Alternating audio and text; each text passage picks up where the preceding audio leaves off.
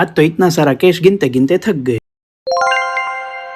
Hello મિત્રો, good morning, જય માતાજી અને જય શ્રી કૃષ્ણ। આજે તારીખ છે 28 માર્ચ અને ઉઠી ગયા હતા આપણે સવારે 7:30 કારણ કે આજનો દિવસ છે સોના કરતા મોંઘો। પછી તો નમી લીધું ભગવાનને કેલેન્ડર પર ચેકો મારીને પી લીધી આપણે ખાલી ચા। પછી તો ઘરે જય શ્રી કૃષ્ણ કહીને નીકળી ગયા ઓફિસે જવા। આપણે BMW ની સવારી કરતા કરતા ચાલ્યા ઓફિસે। તો ચલો સ્ટેશન પહોંચવા આવ્યા ત્યાં તો આ રિક્ષામાં જોવા મળ્યો આપણને કંઈક અલગ જ પ્રાણી। પછી તો ભયાનક ગરનાળું ક્રોસ કરીને આપણે સીધા પહોંચ્યા મંદિરે। મા ખોડલના દર્શન કરી મહાદેવને જળ અભિષેક કરીને નીકળ્યા સીધા ઓફિસ તરફ। અને આ બિલ્ડિંગો કેવી ડેવલપ થઈ રહી છે જોવો તમે। અને આજે શનિવાર હોવાથી સુરતના રોડ પર માણસોની ભીડ હતી ઓછી, તો આપણે પહોંચી ગયા સીધા ઓફિસે। પછી તો મારે બનાવી હતી સ્ટેપલરના પિનની સાંકળ। પછી તો આ ભાઈ હતા એના ફોનમાં મશગુલ, તો આપણે એને કરતા હતા હેરાન। અને આજે તો ચલાવવાનો વારો આવી ગયો ઓફિસની વોલ્વો। પછી તો આ સાંકડી ગલીઓમાંથી આવી ગયા આપણે સુરતના મોટા મોટા ડાયમંડ બજાર।